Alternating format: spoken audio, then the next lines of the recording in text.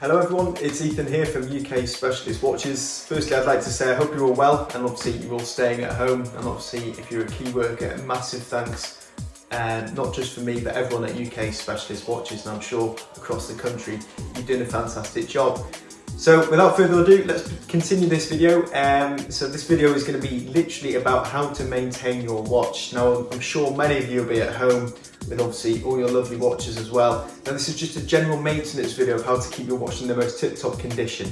Obviously all the watchmakers and everything at the minute are shut, so there's just a few little things that you can do to make sure your watch is still working accurately. Now before I go any further with this video, I'd just like to point out this isn't a video of how to become a watchmaker at all. It's not about taking your watch apart to 200 or 300 pieces, no. This is just a video on how to maintain your watch whilst being at home and keep it looking fresh, pristine, etc. So I'm about to show you a few steps now, and yeah, I hope you find it interesting. Well, so you actually join me at the kitchen sink here, which is not usually somewhere where you showcase watches, but in this video I'll make an exception. This is how you actually generally keep the watch clean. So I'm just going to show you now. First thing you want to be doing is running some hot water over the tap, and you will need standard fairy liquid, which I've got here, and of course a toothbrush, which I'll just get now to show you. Right, so the first thing I'm going to be doing before I apply any fairy liquid, I'm just going to be giving the watch a quick rinse down like here, as you can see, making sure the crown is obviously screwed down. But you should obviously check before you go anywhere near water that the crown is always screwed down. So just give it a quick rinse underneath the tap. Then you want to be getting your fairy liquid and your toothbrush. Just literally applying a tiny amount. You don't need to go absolutely crazy with the fairy liquid, it's not necessary.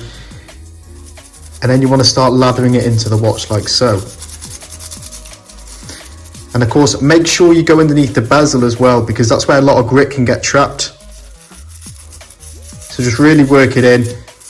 And like I said, it does really help, because if you get grit stuck underneath your bezel and you twitch it, you can actually scratch, well in this case it's obviously 18 karat gold, but on some other Submariners and GMTs for example, or any other rotating bezel watch, you can actually scratch either the top of the case or the bezel if you've got grit stuck in between there. So it's really important to get all that out.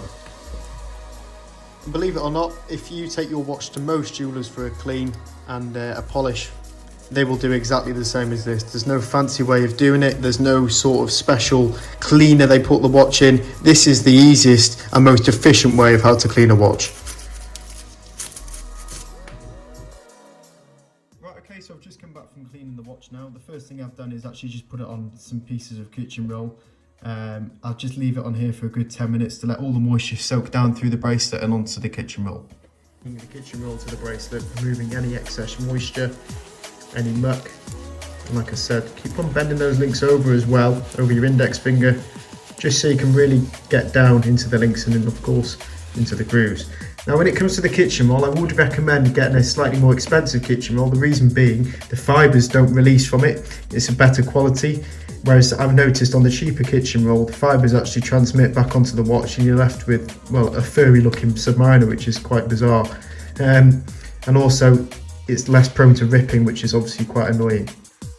And the last step now is just literally getting the cloth, which you've probably got in your box, and it's just a case of wiping down the bracelet for any sud marks, etc., and obviously the glass, and just all over the watch. Now if you look here on the kitchen roll, you'll actually see there's black specks of muck. I last cleaned this watch, it's probably about 10 days ago. I've not been anywhere particularly dusty, anything like that. That's from just general wear.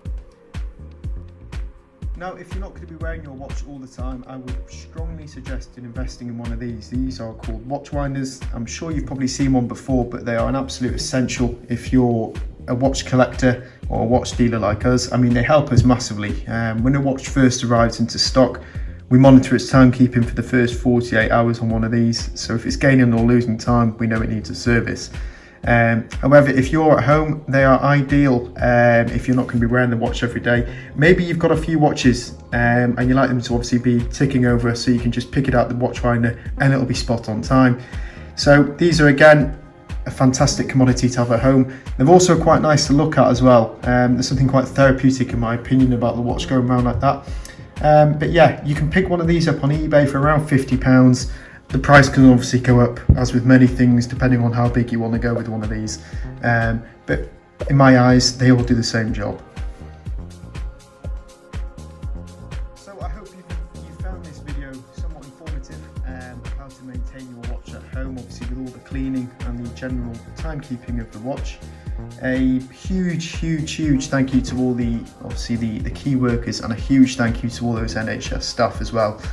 So remember to stay at home, folks, look after your watches, and thank you very much for watching.